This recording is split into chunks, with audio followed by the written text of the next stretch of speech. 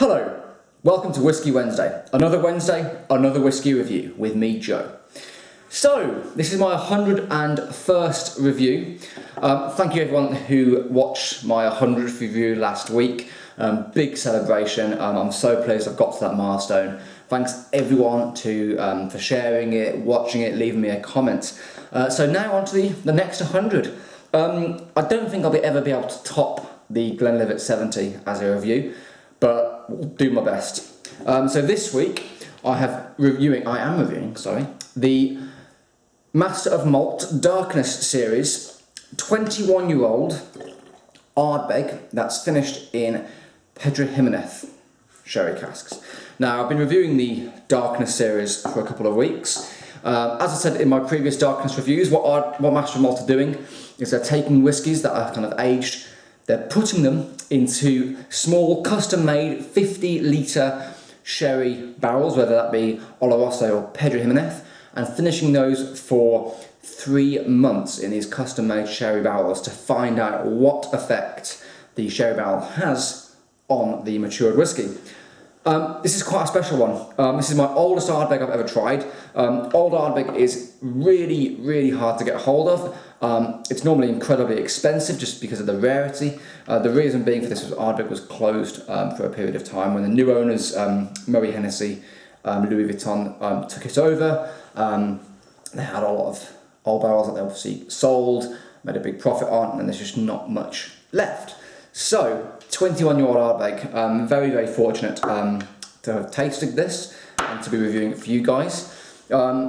It's cask strength, and it's only 40.1%. That's because obviously the older a whiskey gets, the alcoholic volume can actually drop over the years. So this one, it's dropped to 40.1%. So for a cask strength whiskey, that's actually quite low. Lovely, just a slight orange tint to that, but that's kind of what you'd call like a nice gold yellow colour, almost a colour of like a nice Sauternes wine. Natural colour, of course, and non-chill filtered, which means it has all natural fats and oils in it. So let's get straight to the notes. Oh man. That is awesome.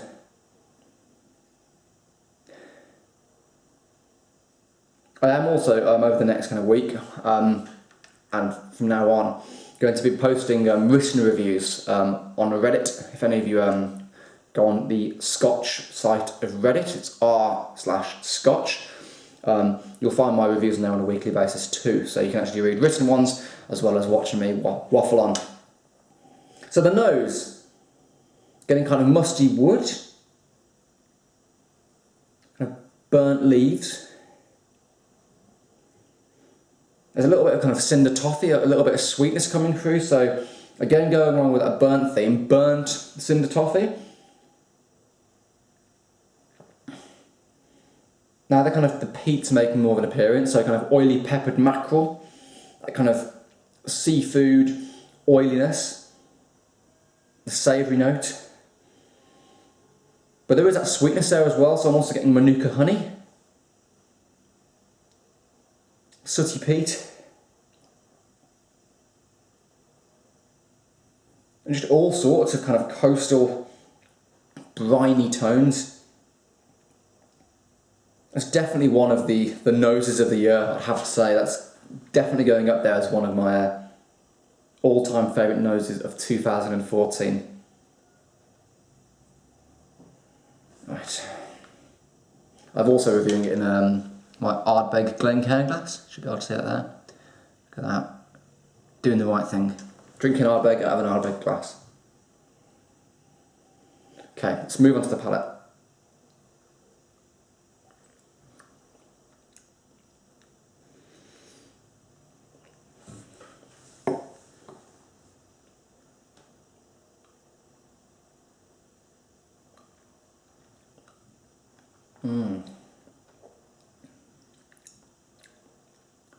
That is incredibly good.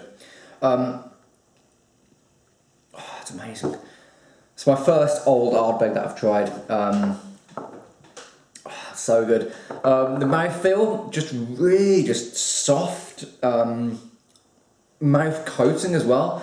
You know, considering it's only 40.1%, often with whiskies of this strength, you tend to find them a bit watery, but because it's had all that effect of the oak, the finish in that PX barrel, it's just got this really lovely coating, soft mouthfeel. Taste-wise, those savoury notes that you'd expect from an Islay whiskey from Ardbeg come through. So I get sweet olives. There's a lot of oak, so kind of sweet, buttery vanilla I'm getting, but it's all really well integrated. It doesn't kind of scream, you know, oak in your face. It's integrated, it's sweet. It's on the tip of your tongue, on the sides of your mouth. Let's have another little taste.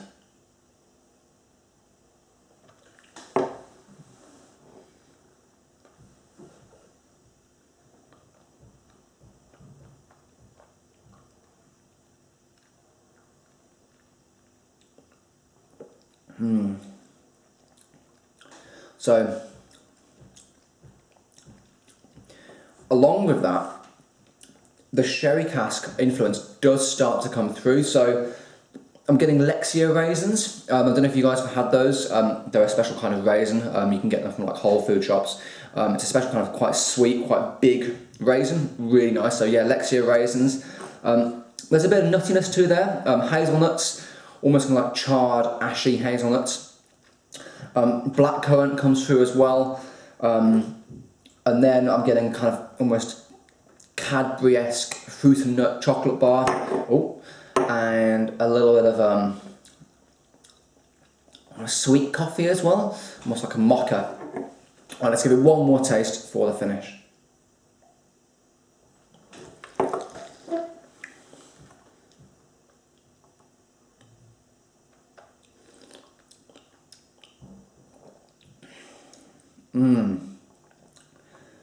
That is absolutely stunning. The finish, it's really long, drying, but then the residual sweetness stays there as well. It's kind of aromatic, and then just at the back, I'm getting this almost like flamed orange zest, which kind of really brings it to life. It's like an after hit of kind of zestiness, that fruitiness that comes through. Almost like one orange zest and even almost kind of like cranberry spray. Imagine it's almost like zested a cranberry into your mouth and you've got a bit of the spray. Really good. That's a solid 9 out of 10. My first old Ardbeg. Thanks so much to the guys at Master of Malt for the samples. I'm going to go away and enjoy the rest of that. So that's a 9 out of 10. Definitely one of my noses of the year in 2014, and that's saying a lot. If you've had this particular whiskey, please let me know. Leave me a comment. And next week I'll be reviewing one more in the darkness range, and it's going to be a Clynelish, a nice little distillery that does a rather nice set of bottlings from various independent bottlers, but it will be a darkness Clynelish. As always, please share the video, and I will see you next week, guys. Thank you. Bye bye.